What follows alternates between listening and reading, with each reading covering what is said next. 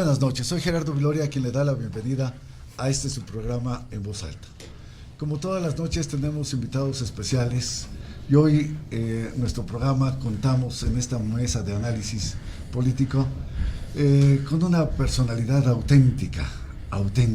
Ustedes más tarde, cuando yo relate un poco de su semblanza, van a notar quién en ese contexto nos acompaña, y además para que ustedes como televidentes puedan sin duda sentirse complacidos de ver este programa.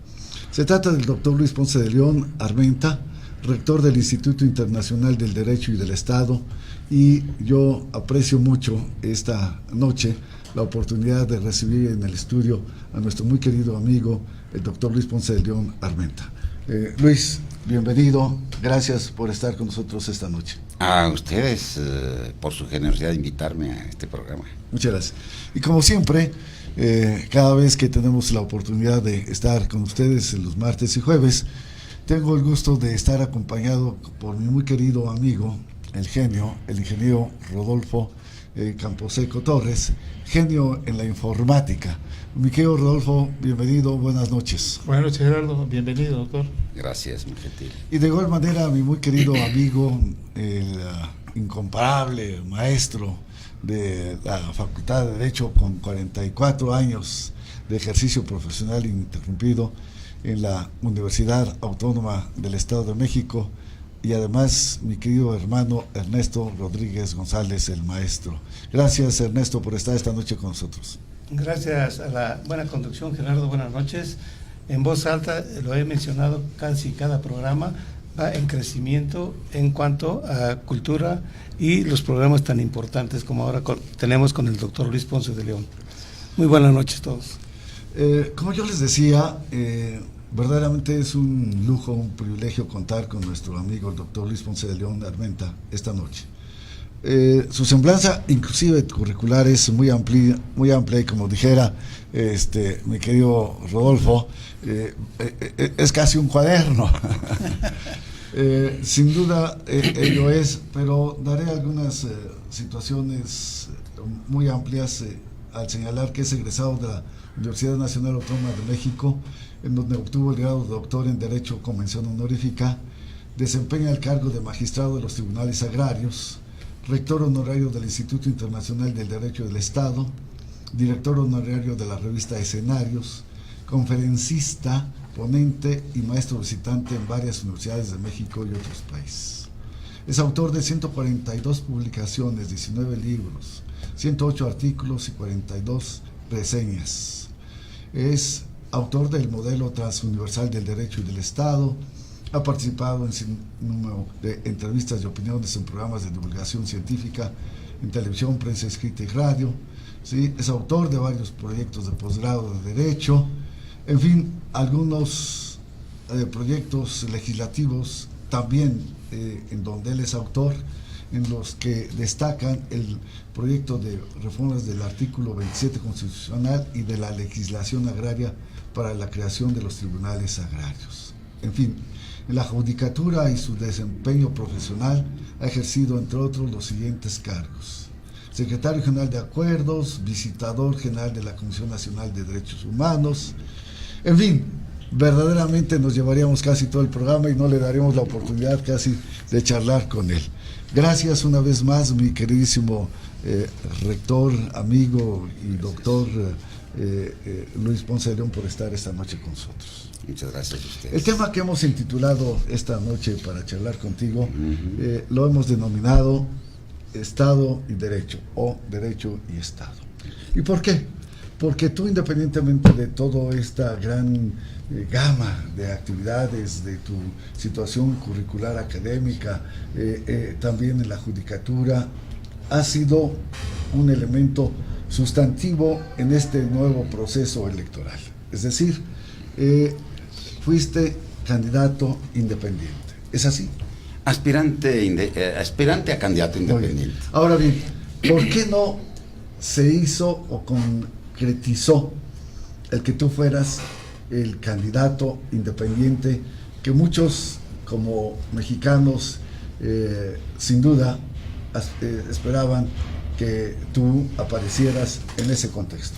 Sí, porque se violó el Estado de Derecho y se atentó contra la democracia, se atentó contra los derechos humanos.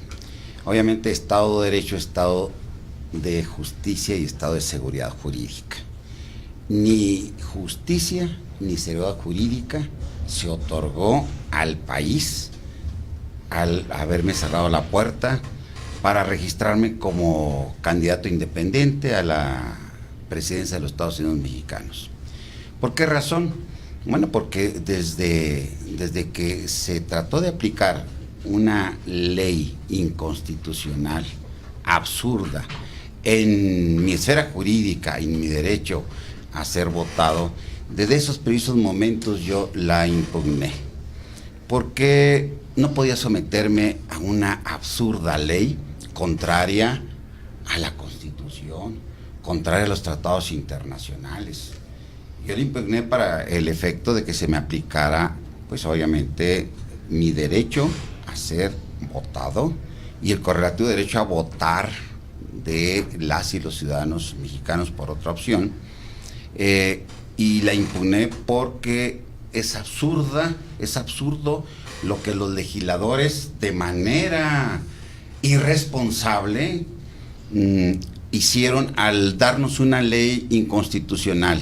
No supieron reglamentar textos constitucionales.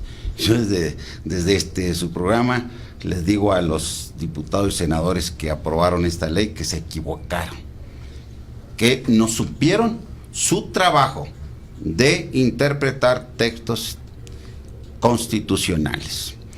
Y este problema de violación se traslada al INE.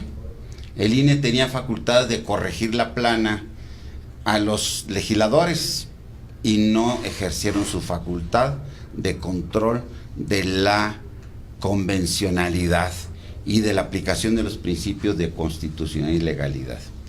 Y el INE igualmente no analizó ninguno de mis agravios. Y entonces fue necesario ahora demandar al Instituto Nacional Electoral a través del Tribunal Electoral del Poder Judicial de la Federación. Yo todavía con la gran esperanza de que el tribunal, en su facultad de no aplicar una ley inconstitucional en los términos del artículo 99 de la Constitución, pensé que podría efectivamente el Tribunal Electoral corregir la plana tanto al INE como a los legisladores. Tampoco sucedió. Irresponsablemente el Tribunal Electoral aceptó efectivamente mi demanda y entró, pero no entró en ningún análisis.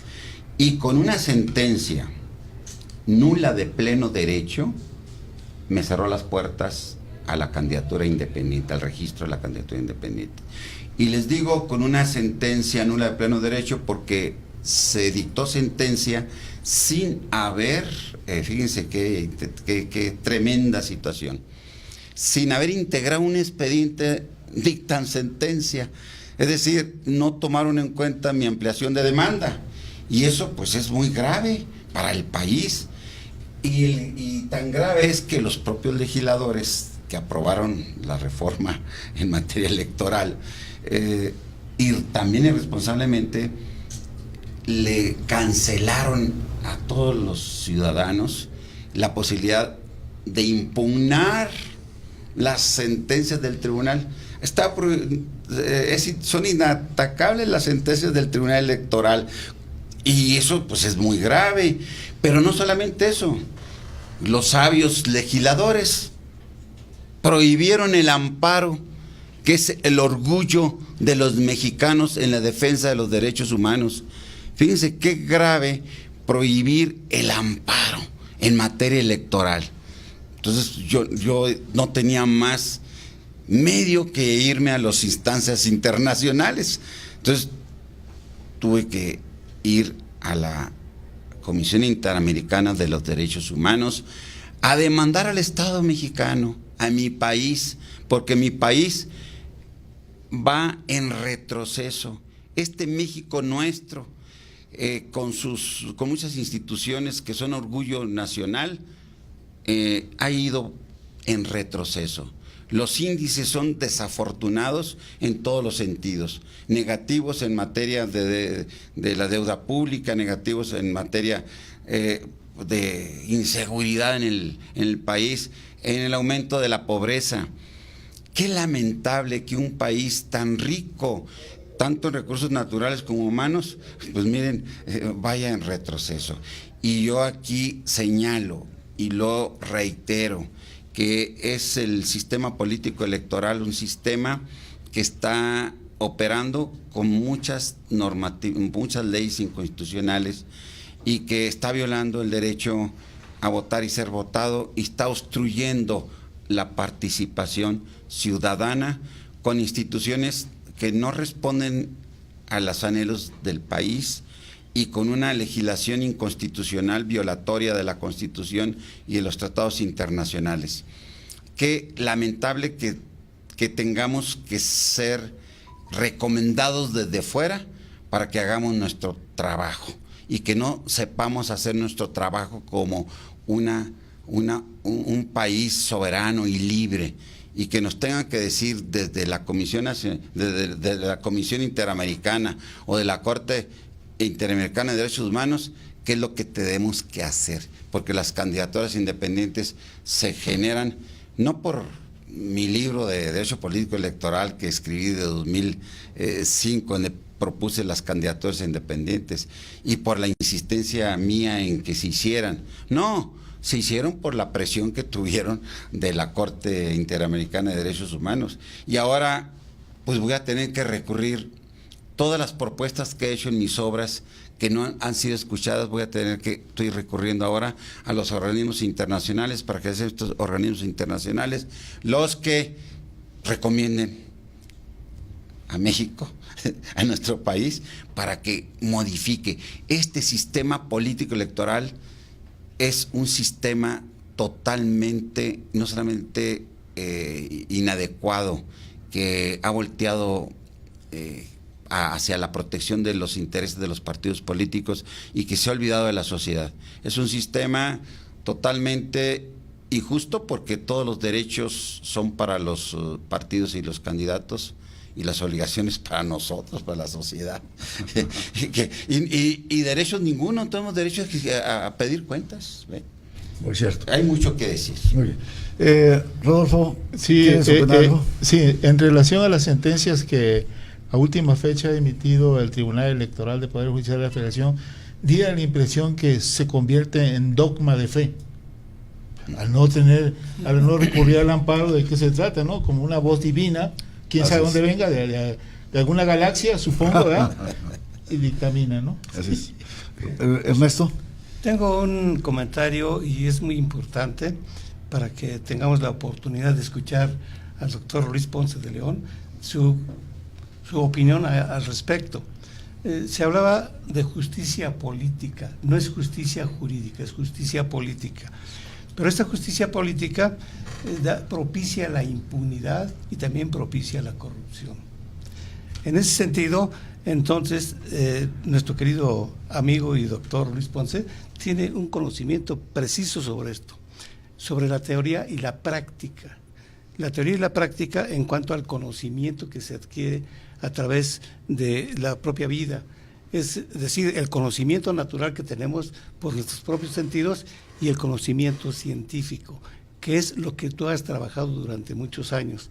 Y con ese conocimiento, con esa práctica que se ha tenido, entonces viene fundamentalmente ese problema. En la teoría se habla de una justicia equitativa, pero ya en la práctica viene la justicia política. Entonces, tú has estado en las instituciones, en los aspectos científico o cultural, en el Instituto Internacional, y también en la práctica, en el ejercicio profesional, porque tú estás llevando un expediente personal que te ha llegado y que les incumbe a todos los profesionales. Entonces, ¿cuál sería tu opinión en esa relación del conocimiento en la teoría se tiene conocimiento natural y conocimiento científico, pero en la teoría y en la práctica. ¿Por qué fallan en ese sentido los tribunales? Hay una falla porque no han sabido aplicar el derecho en su integridad. No es lo mismo aplicar, desafortunadamente hay muchos magistrados y jueces que se siguen a una normita ya reglamentada y se olvidan de dónde proviene esa norma. Entonces, si se olvidan del origen de la norma, que es la Constitución, que son los tratados internacionales, están equivocando sus resoluciones. Un juez, un juzgador, tiene que hacer su tarea conjuntando el control de la constitucionalidad primeramente. Tienen que aplicar el control de la convencionalidad también. Tienen que aplicar el control de la jurisprudencialidad. Tienen que aplicar el control de los principios generales del derecho, que son doctrina científica. Es decir, tienen que aplicar el derecho en todas sus manifestaciones, no nomás en su expresión de norma jurídica reglamentada. Entonces, si aplican de manera parcial parte de todos los instrumentos que tienen para aplicar a un caso concreto, se equivocan. Y por eso hay tantas sentencias totalmente contrarias a la justicia y a la seguridad jurídica. En mi caso en este caso que estamos, en el caso de mi demanda para ser registrado como candidato independiente, en esta demanda no aplicaron, el tribunal no se dio cuenta cuál es su función y no aplicó ninguno de estos controles. Se basó simplemente en una ley tildada de inconstitucional, probada en el proceso. Yo probé todos los aspectos de inconstitucionalidad de la ley. Se basaron en una simple ley, y al no aplicar ni la Constitución ni los tratados internacionales, usurparon, y se los digo de vuelta, señores magistrados, usurparon las funciones del constituyente permanente y del constituyente originario, porque los constituyentes nos dieron normas constitucionales para ser cumplidas, no para ser violadas con base o sin base, o con la pretendida situación de una interpretación de ley reglamentaria, porque muchas veces con base en una ley reglamentaria mal interpretada quieren ir por encima de la Constitución. Qué lamentable que la Corte pretenda estar por encima del constituyente original del permanente. Las normas constitucionales son para cumplirse. Ay, que hay una interpretación de la Corte. Sí, oye, ¿sabes qué? Es una interpretación en abstracto de una ley, no de la Constitución. Es una interpretación de una ley reglamentaria. Está por debajo, y todas sus interpretaciones, sean quien las haga, están por debajo del mandato constitucional y del mandato también convencional. Y más cuando esa misma ley es violatoria no solamente de una norma constitucional, de un artículo, son de muchos artículos de la Constitución. En el caso mío se violó el primero, el 6, el 7, el 8, el 14, el 16, el 35, el 39, el 40, el 99, el 133 y todos los tratados internacionales de México es parte. Oigan, ¿qué tribunal tenemos? Disculpen, pueblo de México, necesitamos hacer algo, no quedarnos con los brazos cruzados. Tenemos que hacer algo porque nuestras instituciones funcionen. Nosotros les estamos pagando a las instituciones, y a ese Tribunal Electoral del Poder Judicial estamos pagando, ganan por encima de los ministros de la Corte. Claro. Hagan su papel, señores magistrados. Mi queridísimo Luis, doctor, precisamente ahora que hablas del Tribunal del Poder Judicial de la Federación, fue altamente conllevado a los medios la decisión que se dio en torno a el famoso Bronco. Es decir, que finalmente, a pesar de que muchas de sus firmas que él presentó para llegar al límite mínimo que exige el INE, finalmente el tribunal acepta que él aparezca en las boletas. ¿Qué opinas de ello? ¿Hubo línea, no hubo línea? Se consideró en muchos espacios, tanto televisivos, radiofónicos, impresos, en fin, que hubo línea hacia los miembros del tribunal del Poder Judicial de la Federación. ¿Tú qué opinas? Es evidente que hubo instrucción. Desde luego, pues para probar esa situación es muy difícil. Pero independientemente de que hubiera habido instrucción, fue una violación al orden jurídico, fue una violación. En este caso, Jaime Rodríguez, él se sometió a una ley inconstitucional, él no la impugnó. Yo tenía 4 días para impugnar, si en 4 días no la impugno, yo ahorita no estaría ante la Comisión Interamericana, porque no tendría derechos. Mis derechos surgieron cuando yo impugno, cuando el primer acto de aplicación de una norma heteroaplicativa me invade. Si me invade y la consiento, yo ya no voy a poder defenderme. En el caso de los demás, en el caso de Jaime, pues él aceptó. Y al aceptarla y someterse tenía que cumplir con todas las disposiciones de esa norma, aunque fuera absurda, porque él aceptó. Aunque fuera inconstitucional y anticonvencional, él aceptó, no le impugnó.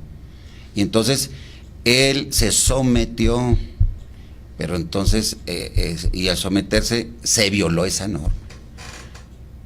Y a pesar de que se violó esa norma, él está en las boletas. Es también un error, y se los digo también, señores magistrados, también aquí ustedes violaron el orden jurídico. No están cumpliendo, magistrados. Qué lamentable que tengamos que decírselos desde estos pues es una tribuna, es una tribuna. De esta tribuna que me permite decirlo. Y que efectivamente es una violación al orden jurídico. Por eso, cuando llegó mi sentencia, de la manera como llegó, nula de pleno derecho, pues yo señalé: esto es un atentado contra el orden jurídico, esto es un atentado contra la democracia, esto es un atentado contra los derechos humanos. Se ha violado los derechos humanos de la población, que ahorita no tiene una quinta opción, una sexta y después una quinta opción. Nosotros, cuando solicitamos al INE el registro, presentamos un programa de gobierno claro, preciso, 2018-2024, donde con toda claridad enfrentamos cada problema y lo resolvemos, y presentamos las soluciones. Yo no he visto soluciones concretas en los 2 debates anteriores de los candidatos a la presidencia de la República. No he visto un compromiso real con México. Ninguno de los candidatos se ha comprometido a eliminar el financiamiento público a los partidos políticos, que es un clamor nacional. ¿Qué les pasa, señores candidatos? Saben que todo México está en contra del financiamiento público de los partidos políticos. Sabemos todos que estamos acarreando cantidad de personas para los mítines, que estamos gastando mucho dinero en cuestión de campañas, y ustedes no se comprometen. Es un clamor nacional también, señores candidatos, pronúnciense por disminuir el número de diputados y senadores, que es también un gasto tremendamente fuerte, y además no hacen su papel. Ya lo denuncié yo ahorita.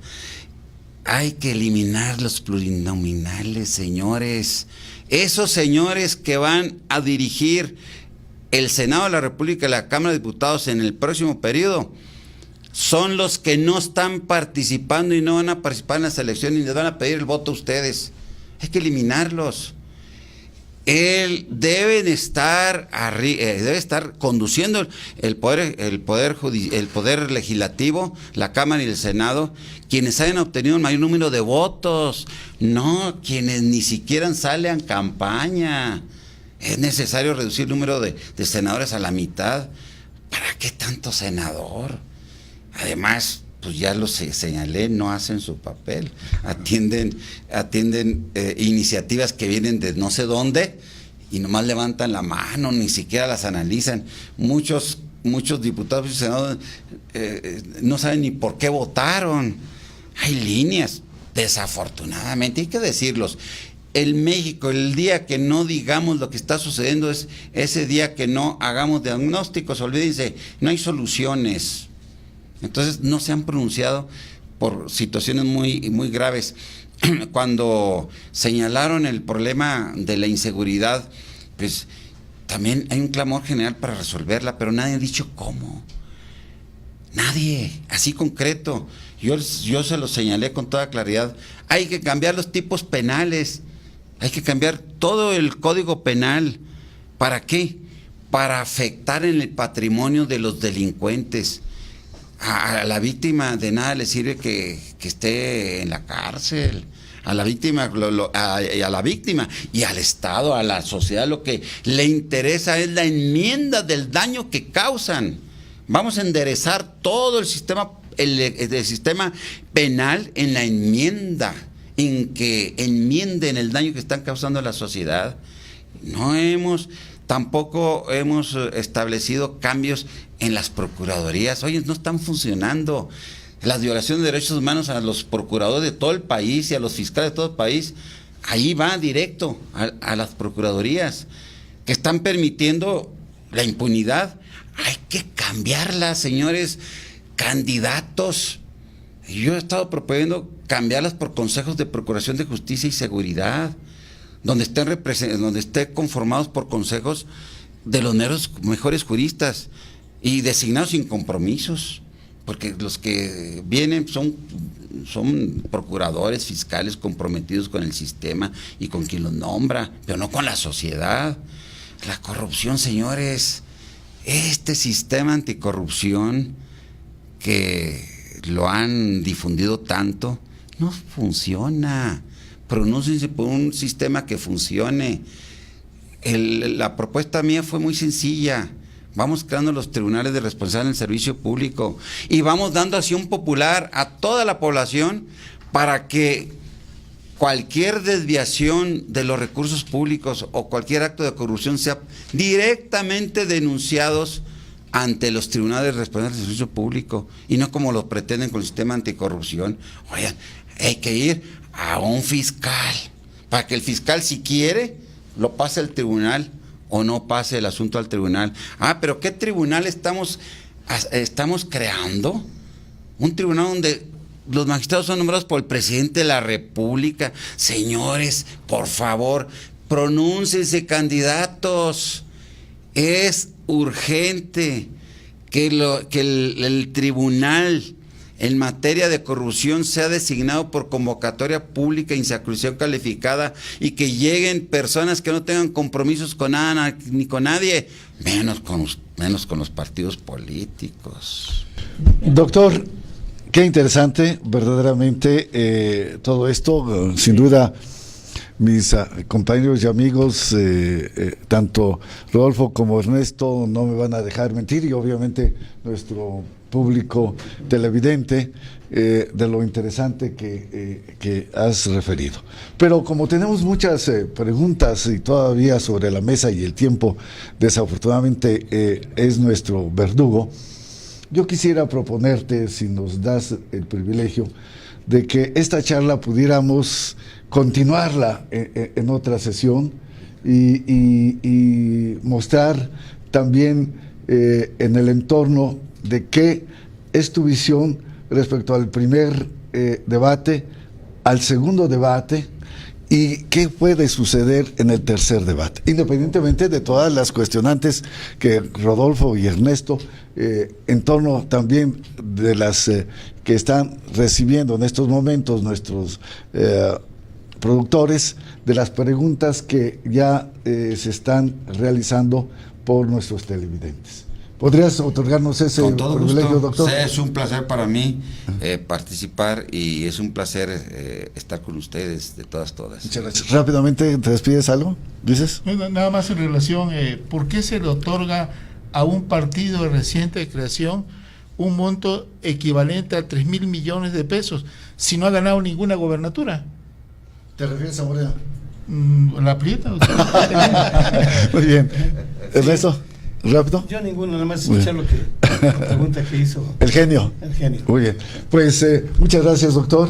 Te lo aprecio, mi queridísimo Luis, el doctor Luis Ponce de León Armenta. Y Sí. esa pregunta queda en el aire. Claro, sí. Porque se puede contestar de inmediato, decir, por los vicios tremendos del sistema político electoral, pero lo comentaremos en la Claro próxima. que sí. Una vez más, su amigo Gerardo Viloria les agradece muchísimo el haber estado con nosotros en su programa En Voz Alta. De verdad, es muy congratulante el que nos hayan dado la oportunidad de estar con nosotros esta noche y, como siempre, Gerardo Viloria les dice muy buenas noches y, por lo tanto, que tengan el mejor de los descansos. Hasta la próxima. Buenas Gracias. noches. Buenas noches. Gracias, doctor. Gracias.